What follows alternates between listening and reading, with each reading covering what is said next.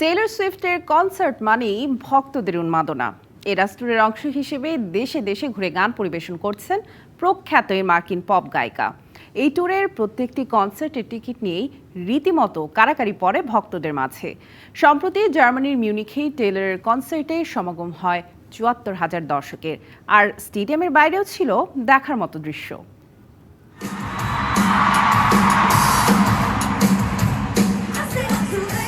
এরাস ট্যুরে বিশ্ব মাতাচ্ছেন মার্কিন পপ গায়িকা টেলর সুইফট। গেল কয়েক মাস ধরে বিশ্বের যে শহরেই যাচ্ছেন সেখানেই তুলছেন আলোড়ন।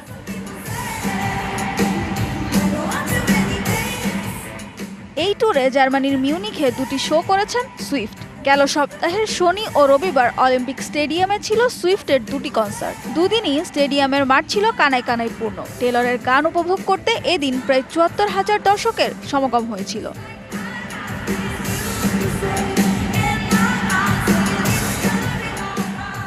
কিন্তু সুইফটিদের অনেকেই পাননি কনসার্টের টিকিট। এরপরও প্রিয় শিল্পীর পরিবেশনা উপভোগের সুযোগ থেকে নিজেদের বঞ্চিত করতে চাননি। টিকিট ছাড়াই টেলর সুইফটের কনসার্ট দেখতে অলিম্পিক পাহাড়ে চড়েছেন তারা। অলিম্পিক পাহাড়ের চূড়া থেকেই দেখা যায় অলিম্পিক স্টেডিয়ামের ভেতরের অংশ। প্রায় ৫০,০০০ অনুরাগী টিকিট ছাড়াই টেলর সুইফটের কনসার্ট উপভোগ করেছেন অলিম্পিক পাহাড়ের চূড়া থেকে।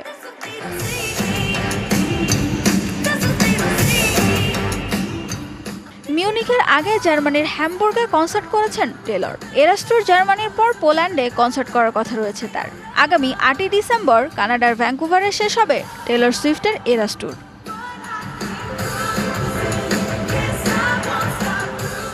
সানজিদা ইসলাম তন্নি, ডিবিসি নিউজ ডেস্ক।